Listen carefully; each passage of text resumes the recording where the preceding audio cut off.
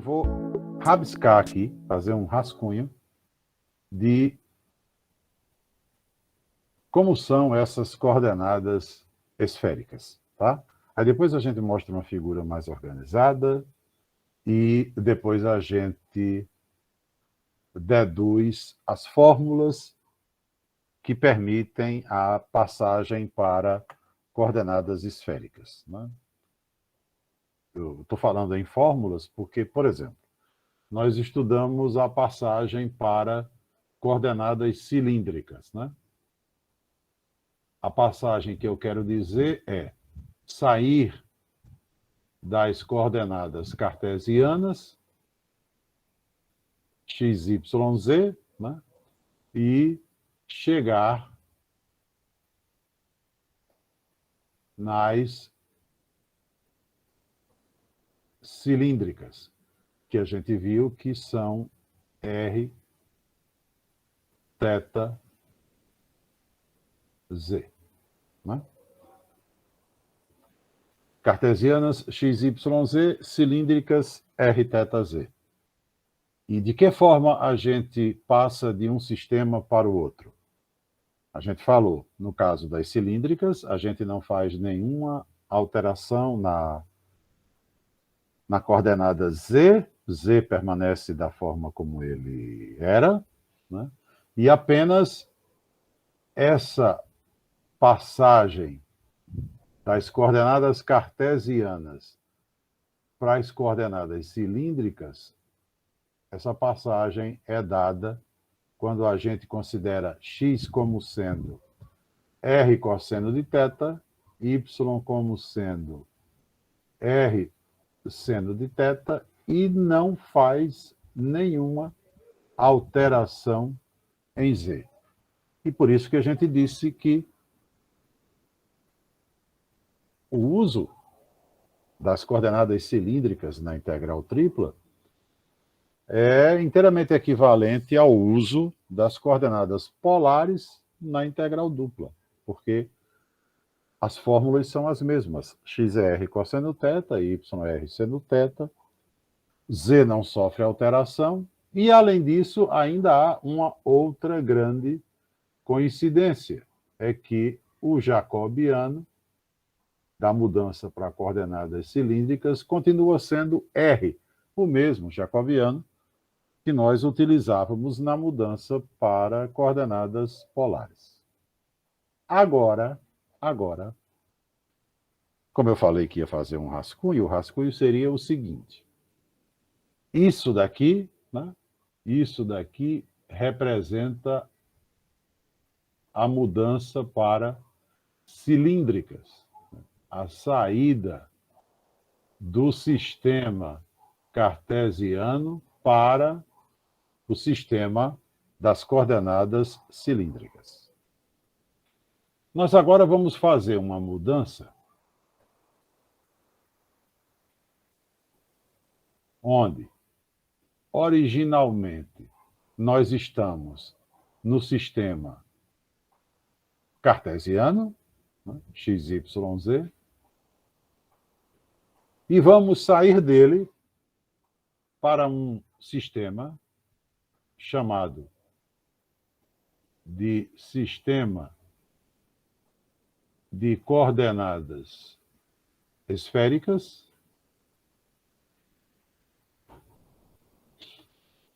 cujas coordenadas são r, θ, φ. Ou seja, um raio e dois ângulos. Um raio e dois ângulos. Né? As fórmulas são, a princípio, né, mais complicadas do que aquelas que a gente usa na passagem para as coordenadas cilíndricas. As fórmulas nós vamos deduzir daqui a pouco. Vamos deduzir, porque é importante a gente deduzir, uma vez que a dedução serve, inclusive, para a gente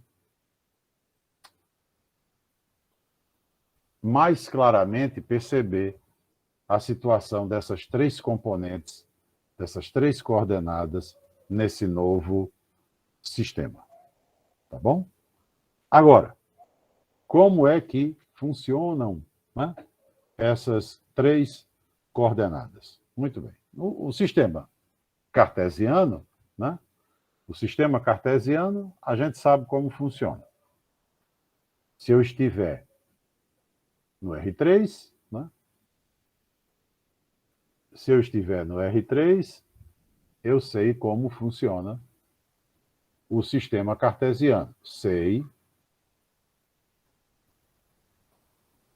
localizar qualquer ponto no sistema cartesiano.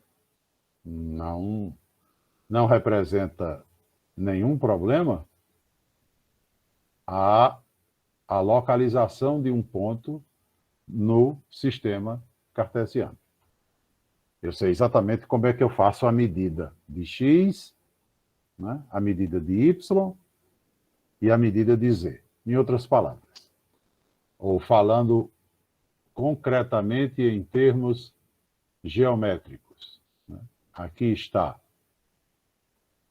o R3 e se no R3 eu quero fazer uma medida ou localizar um ponto de coordenadas x, y, z, eu sei precisamente o que eu devo fazer.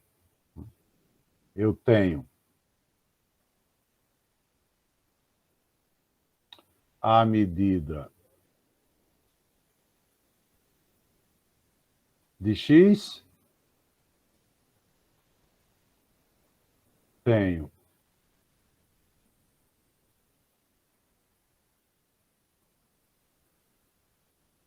a de y, né? Aqui eu tenho a medida de x, aqui eu tenho a medida de y, e verticalmente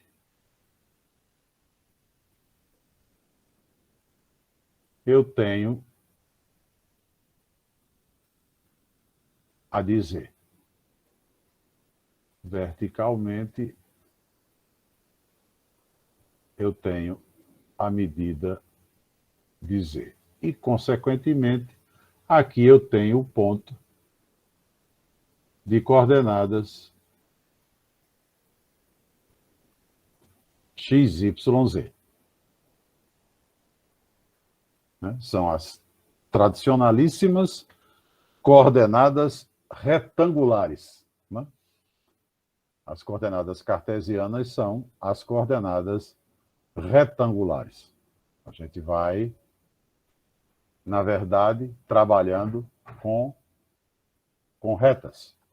Quando a gente trabalha com coordenadas cartesianas, a gente trabalha com retas.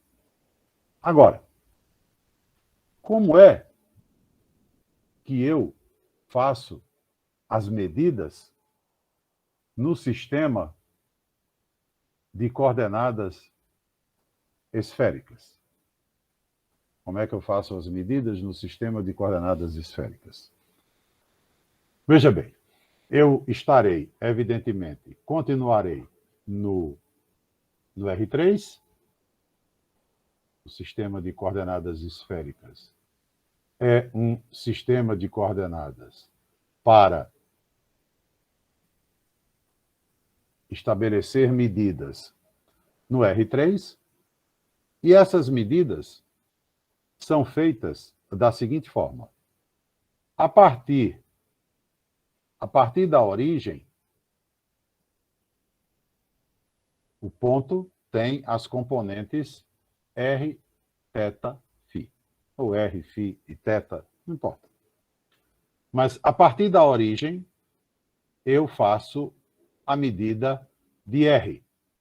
A partir da origem, eu faço a medida de R. Um ponto aqui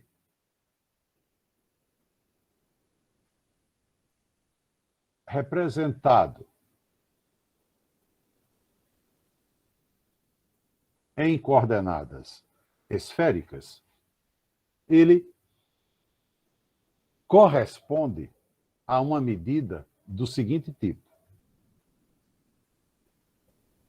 A partir da origem, essa distância que liga a origem até o ponto é justamente R, como vem sendo desde que a gente estudou as coordenadas polares. Né? Da origem até o ponto é R. Se você considera aqui, apesar de nós não estarmos, né, no sistema cartesiano, vamos colocar aqui os nossos eixos. Se você considera o ângulo medido do eixo Z até R, esse ângulo aqui, do eixo Z até R,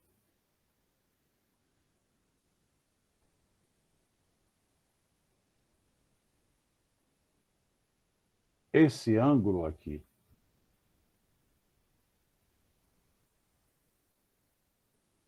que sai do eixo Z, no eixo Z ele é 0, e aí mede essa inclinação de R, esse ângulo é o ângulo espacial que a gente chama de φ. Então, não esqueça, no eixo Z, φ é 0. E ele é medido dessa forma. E, se nós fizermos a projeção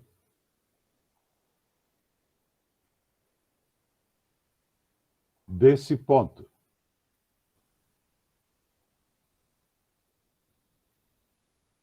sobre o eixo, sobre o plano XY, desculpe,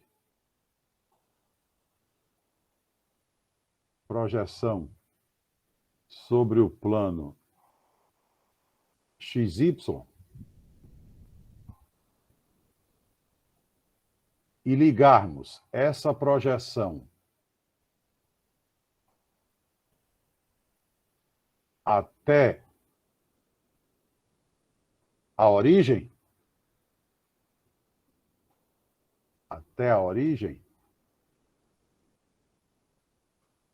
este ângulo aqui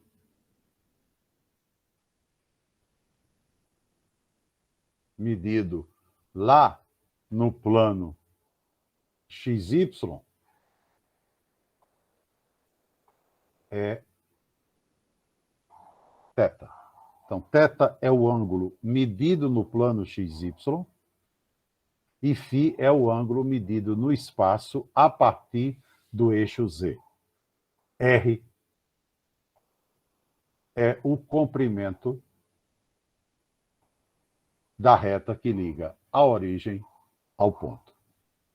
Essas três componentes são as chamadas coordenadas esféricas de um ponto no R3. R, θ, φ. Φ é chamado de ângulo espacial e θ, ângulo planar. Com duas observações muito importantes. A variação máxima de φ, variação máxima admissível para φ é de 0 a π, ou seja, o φ, no máximo, ele sairá do eixo Z positivo e chegará no eixo Z negativo, fazendo assim, ou perfazendo assim, 180 graus, no máximo, enquanto que para o ângulo θ se pode chegar de 0 a 2π, completando uma volta inteira aqui no plano XY. Esse é o rascunho da apresentação do sistema de coordenadas esféricas. Tá ok? Sistema de coordenadas esféricas. É o sistema que, na prática, é utilizado para navegação, porque o nosso planeta é esférico e os pontos são muito bem determinados pelo R e pelos dois ângulos θ e φ, que correspondem, na verdade, a longitude e latitude. Agora, vamos ver, para a gente que vai resolver integral tripla por coordenadas esféricas, vamos ver as fórmulas que permitem sair do sistema cartesiano e chegar no sistema esférico. Professor, eu posso afirmar que o φ e o θ, eles têm uma mesma angulação? Porque são opostos pelo vértice? Não, de jeito nenhum. Não. O φ pode ter, por exemplo, um valor inteiramente diferente do θ. Não dá para fazer uma afirmação dessa, não. Então, não necessariamente a reta R vai ser igual à reta que é rebatida para baixo, então. Espera aí, deixa eu ver. Refaça a sua pergunta, que eu entendi sua pergunta de um jeito. Não, então, é porque eu te perguntei, a primeira pergunta foi, eu posso afirmar que o φ e o θ, eles têm a mesma angulação? Você falou que não. A mesma angulação, eu estou Sim. entendendo a angulação como a mesma medida. Eu queria falar a medida, professor. Por exemplo, se for 3 em cima, poderia ser 3 embaixo, por exemplo. Não necessariamente, né? Por exemplo, se você pegar, digamos, você está aqui no R3, né? Você está aqui no R3 e alguém considera a seguinte situação. Você pega, né? Você pega um ponto aqui. Pronto. Um ponto no plano XY. É um ponto no R3. É um ponto no R3. Quais seriam as medidas aqui? Né? O φ mediria 90, porque o φ é medido a partir do eixo Z. Digamos que seu ponto esteja no plano XY. Então, qual foi a medida de φ? Né? Aqui está o R. Então, a medida de φ foi 90 graus. Φ sobre 2. E qual é a medida de θ? A medida de θ é o velho θ medido a partir do eixo X. A medida de θ foi π sobre 4. Por exemplo, aqui, se o ponto estiver exatamente na reta y igual a x. Então, se você está chamando de angulação a mesma medida, não é obrigado, de jeito nenhum. Né? O φ pode ter um valor completamente diferente. Um ponto, por exemplo, no plano XY, em cima da reta y igual a x, com toda certeza ele terá um certo valor de R, ele terá φ igual a 90 graus, ou π sobre 2, e ele terá θ igual a π sobre 4. Agora, por exemplo, se ele tiver em cima do eixo y, aí coincide. Φ continua sendo π sobre 2 e agora θ é π sobre 2. Mas há pontos que vão coincidir, há pontos onde não vai haver coincidência nas medidas. Né? Porque a medida é feita assim. O φ a partir do eixo Z, o θ a partir do eixo X. Então, a variação aí é muito grande. Né? Você pode ter, de fato, situações onde φ e θ vão ter a mesma medida e muitas situações onde não vão ter. Por exemplo, como eu coloquei aqui agora, se você pegar um ponto no plano XY, em cima da reta y igual a x, as medidas são bem diferentes. Né? Se foi isso que você perguntou, aí... Sim, professor. Foi isso aí. Obrigado. Então é isso mesmo. De fato, não são obrigatoriamente iguais. De jeito nenhum. Mas não, isso vai depender...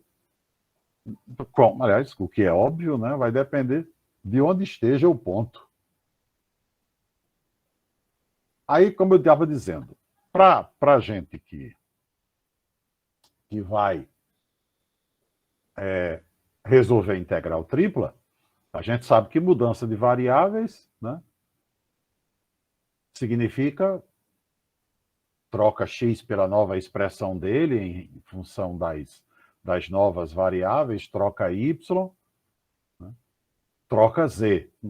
Quando era polar, trocava x por r cosseno θ, trocava y por r seno θ. Agora nós temos um sistema novo, né?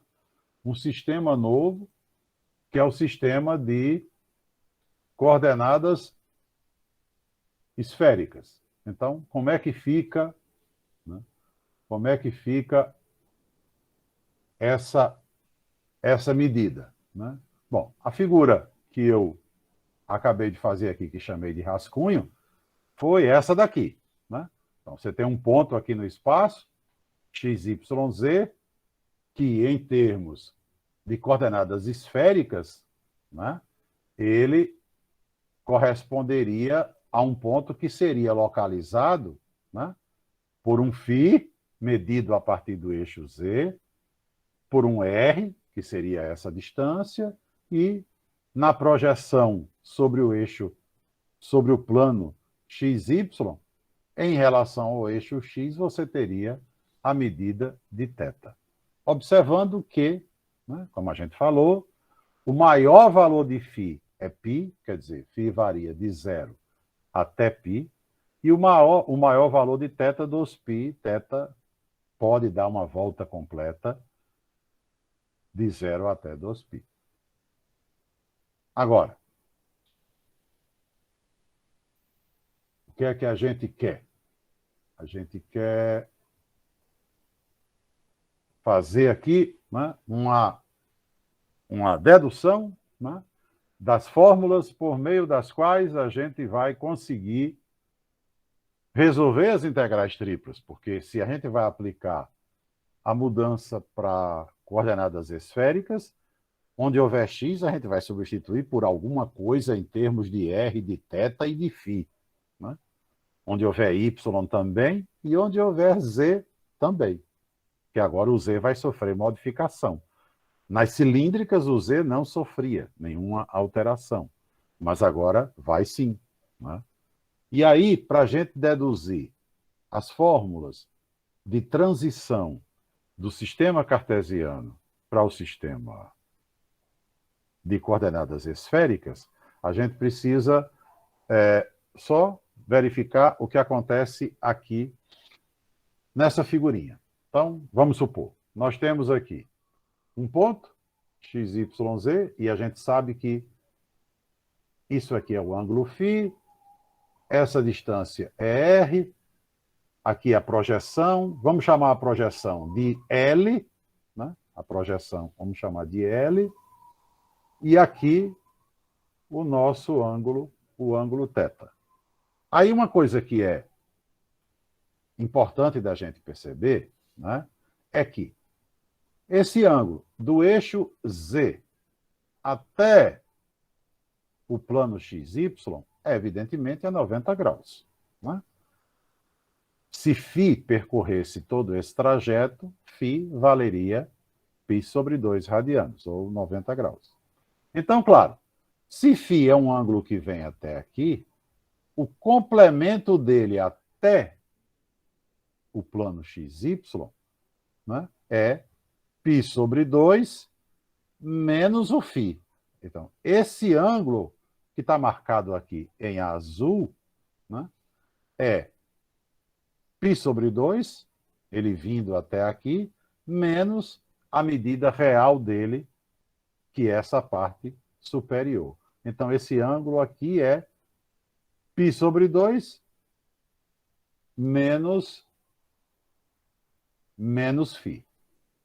Aí, a gente começa a deduzir, e não é difícil, eu acredito, a gente compreender. É um jogo de trigonometria, né? Primeira coisa, a gente vai determinar o valor desse comprimento aqui, que é a projeção de R. A gente vai determinar o valor do comprimento L. O que é que nós temos aqui? Em relação ao ângulo π sobre 2 menos φ, que é esse ângulo, nós temos aqui um triângulo retângulo, né? O ângulo reto está aqui. Um triângulo retângulo, né, que tem R aqui e tem L aqui. Ou seja, L é o cateto adjacente de π sobre 2 menos φ, que é esse ângulo, e R é a hipotenusa, né? Focalize sua visão somente para cá, né? Só para esse triângulo retângulo. Então, você tem L, cateto adjacente, e R, hipotenusa do ângulo π sobre 2 menos φ. Então, o cosseno de π sobre 2 menos φ é o cateto adjacente, L, dividido pela hipotenusa, R. Consequentemente, L será R vezes o cosseno de π sobre 2 menos φ. Mas o cosseno de π sobre 2 menos φ, se a gente desenvolve o cosseno da diferença de dois ângulos, né, vai dar cosseno do primeiro, cosseno do segundo, mais seno do primeiro, seno do segundo. Cosseno de π sobre 2 é 0, então esse primeiro termo se anula. Seno de π sobre 2 é 1. Então, o cosseno de π sobre 2 menos φ é a mesma coisa que seno de φ. Logo, a equação daqui de cima fica seno de φ igual a L sobre R. Consequentemente, L será R seno de φ. Né? L era R cosseno de π sobre 2 menos φ, mas o cosseno de π sobre 2 menos φ é o seno de φ, logo L é R seno de φ.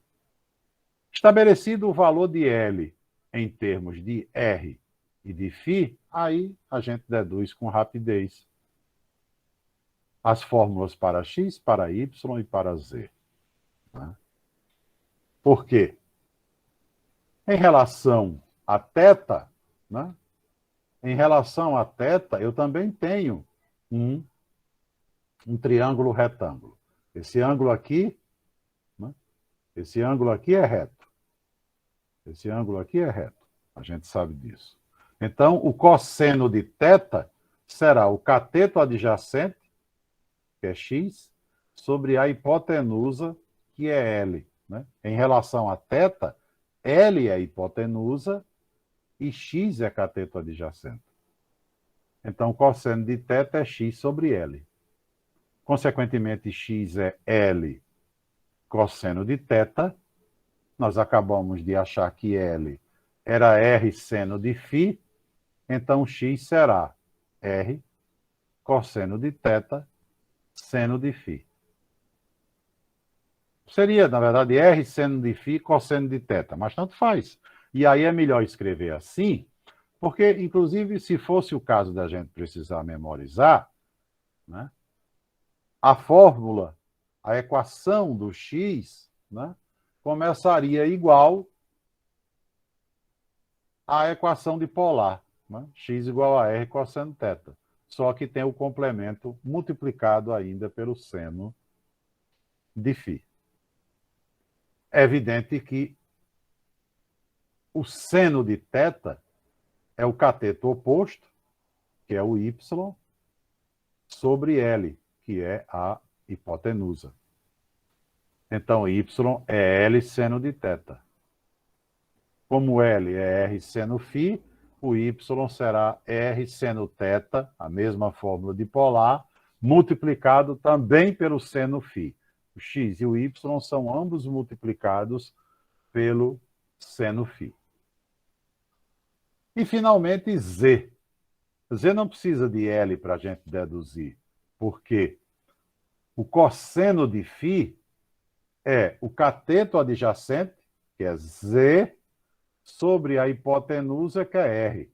Né? O ângulo reto está aqui, esse é o ângulo φ, então Z é cateto adjacente e R é hipotenusa. Então, cosseno de φ é Z sobre R, Z será R cosseno de φ.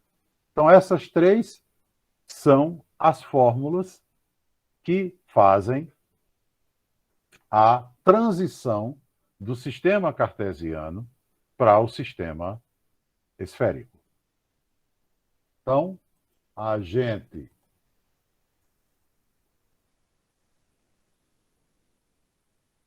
tem x igual a r cosseno θ seno φ, y igual a r seno θ seno φ, e z igual a r cosseno φ. Se a gente pegar, elevar x ao quadrado, elevar y ao quadrado e elevar z ao quadrado, não vou fazer essa conta porque é só conta, dá para colocar em evidência o seno ao quadrado de φ aqui, em x2 e y2.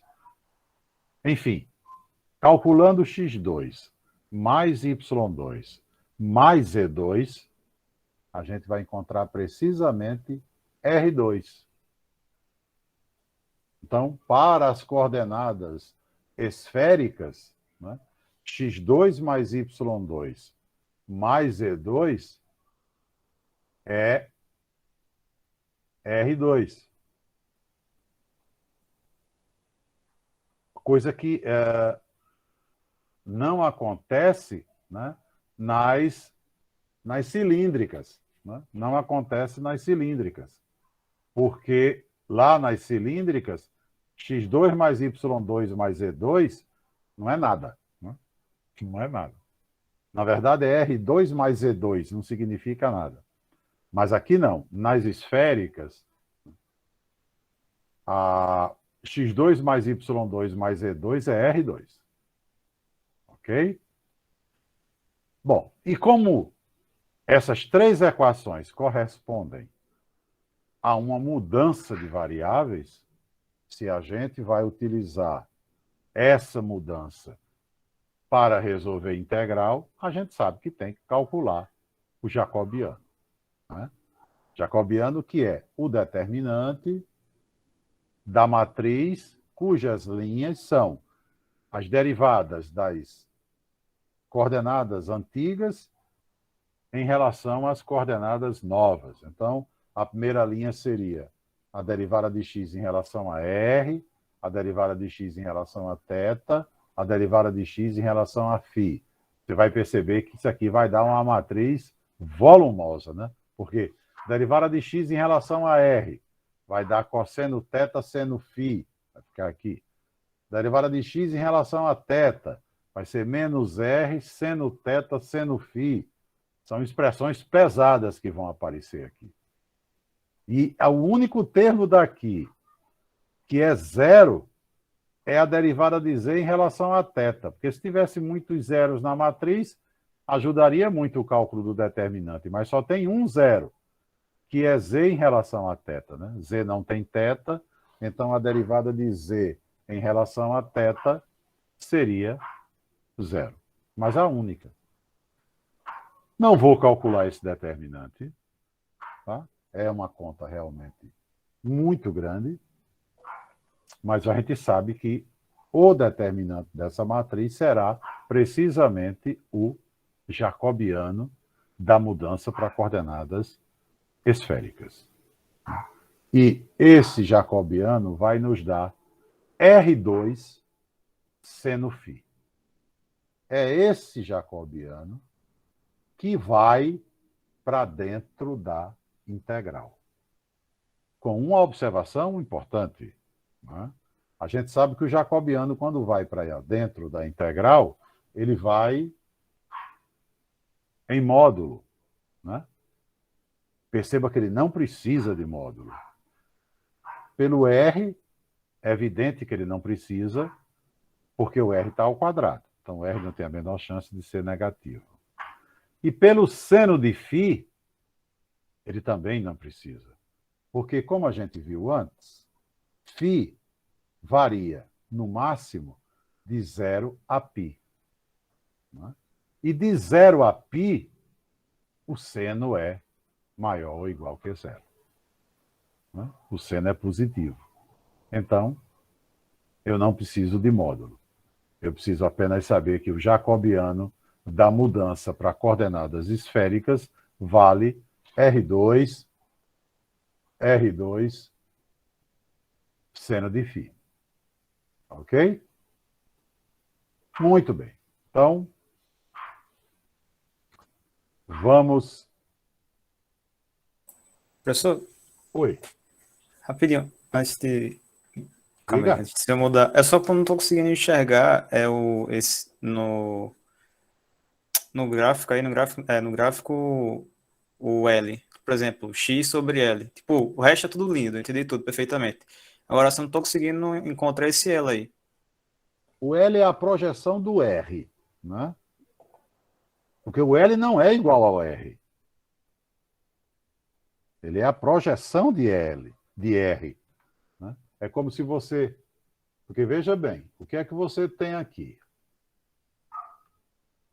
Você tem a seguinte situação. Pronto. Aqui está o R.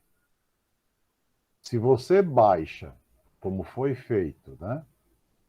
Se você baixa uma perpendicular aqui e pega essa distância, essa daqui é R, essa daqui não é R. Porque R é uma distância certamente maior. É um raio. Então, tem essa parte aqui ainda para considerar. L mais essa parte é que seria R. L é a projeção de R sobre o plano XY. Então, L, primeiro de tudo, tem que enxergar que o L não é o R.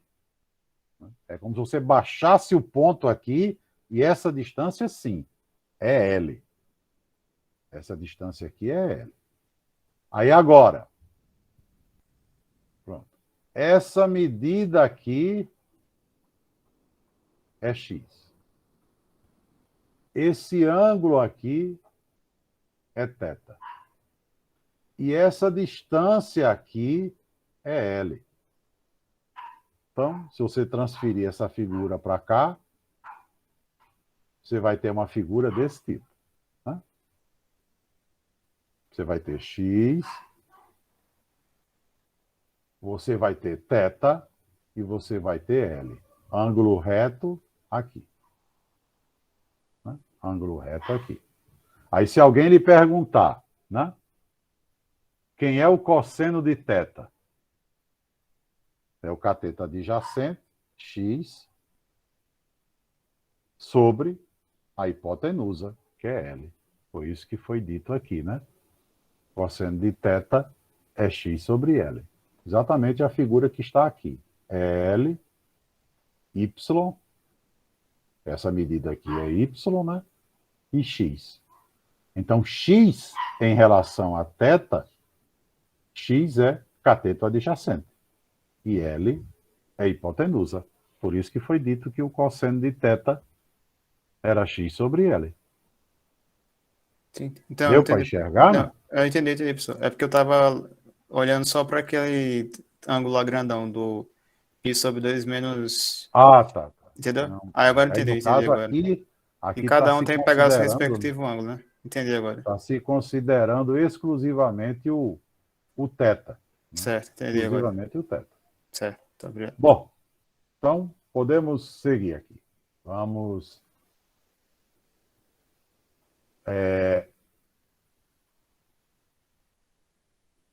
voltar para o exemplo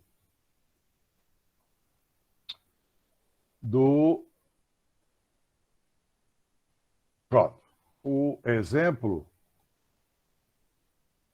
do cálculo do volume de uma esfera que nós fizemos, né? Fizemos completo, usando coordenadas cilíndricas. Fizemos isso exatamente na quarta-feira passada. E fizemos uma conta, né, razoável, usando uma integral. Inclusive, numa das integrais, a gente teve que usar uma substituição, né? A gente teve que usar uma substituição. E se a gente souber, né, e fizemos o cálculo da integral, né?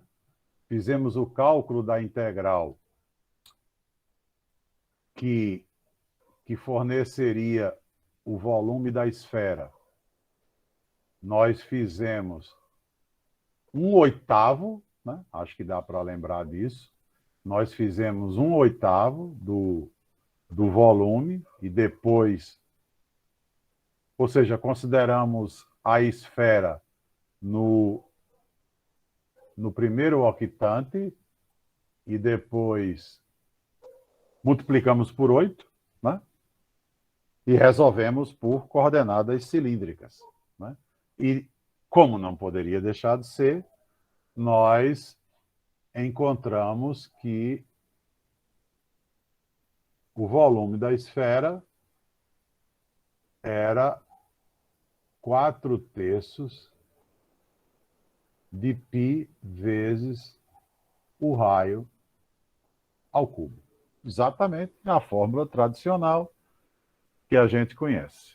Agora a gente vai deduzir a mesma fórmula, ou seja, vai resolver outra vez o mesmo problema, calcular 1/8, né, do volume da esfera, usando a mudança para coordenadas esféricas. Primeiro de tudo, né, lembrar que nós temos pela frente um problema de volume em integral tripla. Então, o volume, como a gente sabe, volume em integral tripla é a integral tripla sobre o sólido. O nosso sólido aqui é este, 1/8 da esfera, integral tripla sobre o sólido da função 1, ou seja, de simplesmente dx, dy, dz. Em coordenadas cartesianas seria isso. Agora, como a gente vai resolver esse problema? Usando a mudança para coordenadas esféricas, nós vamos dizer que esse volume, o volume de 1/8 da esfera, calculado, portanto, sobre esse sólido, né, é integral tripla de R2 seno φ dr dφ dθ. Eu confesso a vocês que eu simpatizo muito com a ordem de integração dr dφ dθ. É a que eu gosto mais quando estou usando a mudança para coordenadas esféricas. Por que a integral ficou dessa forma? Porque a minha função era 1. Eu tenho pela frente um problema de volume e a integral tripla. Então, minha função é 1. Porém, como eu estou usando uma mudança de variáveis, eu não posso esquecer do jacobiano. E como eu estou usando a mudança para coordenadas esféricas, o meu jacobiano, como a gente acabou de ver, é R2 seno φ. Logo, se em coordenadas cartesianas eu tinha a integral tripla de dx, dy, dz, se eu estivesse em coordenadas cilíndricas, eu teria a integral tripla de R dz, dr, dθ. Em cilíndricas teria R, que é o jacobiano de cilíndricas, dz, porque z não sofre modificação, dr, dθ. Como eu estou em esféricas, eu tenho integral tripla sobre R, de R2 seno φ, que é o meu jacobiano agora, dr, dφ, dθ. Qual o problema? Encontrar as variações, né? De R, de φ e de θ. Nesse sólido que está aí, né? À nossa frente. Pensando no seguinte, como é a melhor maneira de você deduzir as variações é pensar da seguinte forma. Como é que eu descrevo, como é que eu preencho esse sólido com R, φ e θ? Eu vou dizer como eu gosto de raciocinar. Tá? Eu gosto de raciocinar da seguinte maneira. Estou aqui. Deixa eu colocar uma reta mais digna para mostrar como é que eu gosto de raciocinar. Estou aqui no primeiro octante e quero descrever esse sólido aqui com R, com φ e com θ. Eu normalmente raciocino nessa ordem. Então, o R, eu sei que é a distância que sai daqui, né? E vai até o extremo do sólido. Quando ele chega no extremo do sólido, ele é K, né? Porque aí ele é o raio da esfera. Ele é K. Então, aqui estaria o meu R. Então, eu vou dizer que o meu R vai variar de 0 até K. Ou seja, já posso chegar aqui, né? Posso chegar aqui e vamos logo preparar aqui a nossa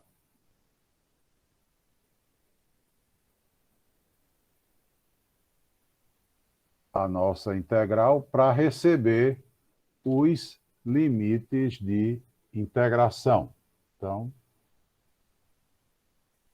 eu terei aqui integral da integral seno φ. Eu já vou tirar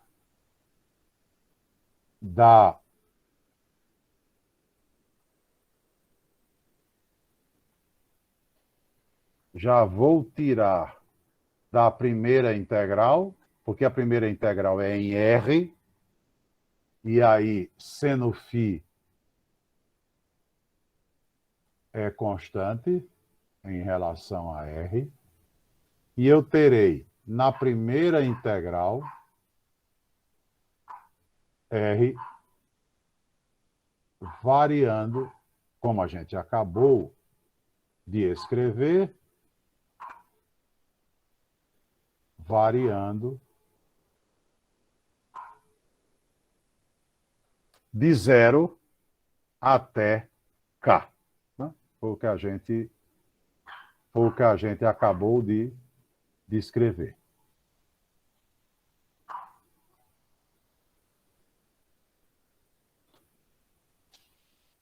Então, variação de R de 0 a K e a primeira integral em R só ficaria R2 dr. Sendo φ, passa para fora. É constante. Aí a segunda, vou pegar o que vem daqui, vai multiplicar seno φ dφ e depois dθ. Muito bem, agora vamos pensar na variação de φ para que a gente descreva esse sólido. Para que a gente descreva esse sólido. Né? Então, como é que eu gosto de raciocinar? Eu gosto de raciocinar da seguinte forma. Se eu estabelecer a variação de R e a variação de φ, eu imagino que φ pegou o R, que estava lá no eixo Z, eu coloquei o R no eixo Z, né? Propositalmente, porque no eixo Z o φ é 0. Ele começa a ser medido a partir de lá. Né? Então, coloquei o R lá. É evidente que isso também vai depender da figura, mas o R está lá. Muito bem. E eu imagino que o φ vai pegar o R e vai transportá-lo até o extremo para o qual ele deve ir. Bom, e ao transportar o R, eu imagino que seja criada uma folhinha, uma membrana. Então, se eu quero descrever esse sólido, eu vou imaginar que o ângulo φ saiu do eixo Z, onde ele é 0, né? Podemos até anotar logo isso aqui. Aqui eu tenho φ igual a 0. Então, φ saiu daqui e, como nós estamos trabalhando com 1/8 da esfera, e ela vem até o plano XY, eu imagino que φ pegou o R e trouxe até aqui. Φ pegou o R e trouxe até aqui. Por que até aqui? Que é exatamente essa face aqui. O que eu passo a imaginar que tenha como consequência a criação, né, a criação de uma folhinha aqui, de uma membranazinha aqui. Nesse trabalho de φ, provocando essa trajetória em R. Então, φ não vai passar além disso, porque meu sólido para aqui, consequentemente, ele saiu do eixo Z, onde é 0, e chegou no plano XY. Né? E chegou no plano XY, onde ele é π sobre 2. O trajeto dele foi de 0 até π sobre 2. E agora, se eu imaginar que isso aqui foi uma folha, para que eu tenha meu sólido completo, evidentemente, eu devo girar essa folha do ponto onde ela está até aqui. Se eu fizer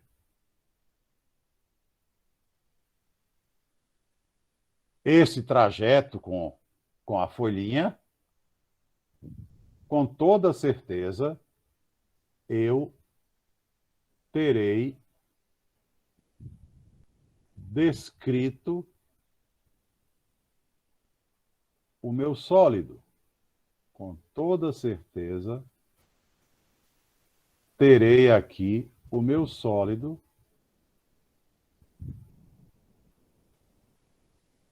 completamente descrito. Ele certamente estará completo na hora em que eu considerar que φ variou de 0 até π sobre 2 e θ variou de 0, aqui em x eu tenho θ igual a 0, também até π sobre 2, porque o θ, uma vez que o φ pegou o raio e desceu e formou a folhinha, o θ pega a folhinha e gira 90 graus. Dessa forma, fica criado esse sólido. Também tenho, então, θ variando de 0 até π sobre 2. Esse é o raciocínio que eu gosto de adotar para determinar as variações de R, de φ e de θ.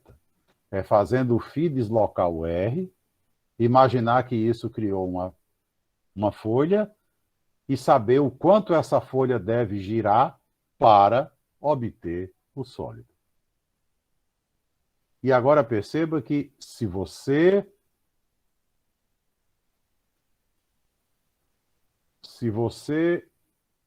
estabeleceu dessa maneira a variação de R, de θ, de R, né, de φ e de θ, veja como o seu problema acaba de ficar simplificado. Nós calculamos o volume de L, esse mesmo L, né, por coordenadas cilíndricas e fizemos conta demais. Veja que quando a gente escreveu a integral tripla em coordenadas esféricas, que vai fornecer o volume desse sólido, o que é que vai acontecer? A primeira das integrais, a integral em R, não tem problema nenhum. O resultado é constante, porque o raio da esfera é constante, K. A integral da R3 sobre 3, que de 0 a K, evidentemente dá K ao cubo sobre 3. Essa constante já pode vir aqui para fora. Então, a gente vai ter K ao cubo sobre 3. Ficou lá a integral de 0 a π sobre 2 da integral de 0 a π sobre 2 do seno de φ, de φ e depois de θ. Foi isso que restou. Resolvendo a integral em φ. Resolvendo a integral em φ. A integral de 0 a π sobre 2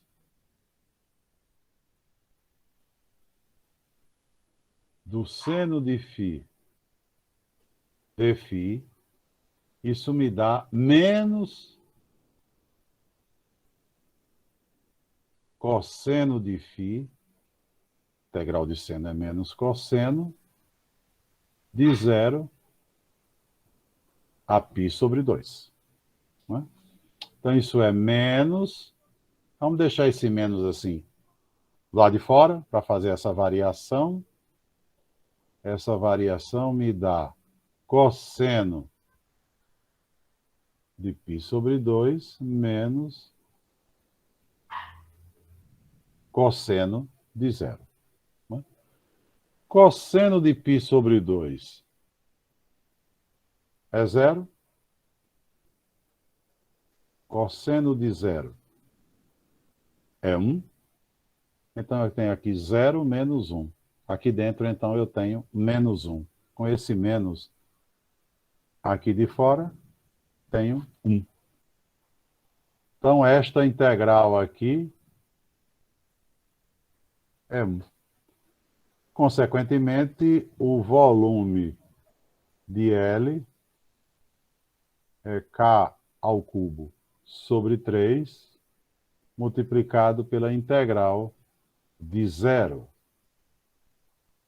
a π sobre 2 de dθ. É evidente que essa integral aqui vale π sobre 2. Então, a gente tem K ao cubo sobre 3, multiplicado por π sobre 2, que me dá π vezes K ao cubo sobre 6. É o volume de L. Consequentemente, o volume da esfera total, 8 vezes π K ao cubo sobre 6. Ou seja, 4/3 de π multiplicado por K ao cubo. O mesmo resultado que a gente obteve usando a mudança para coordenadas cilíndricas, só que com muito mais trabalho.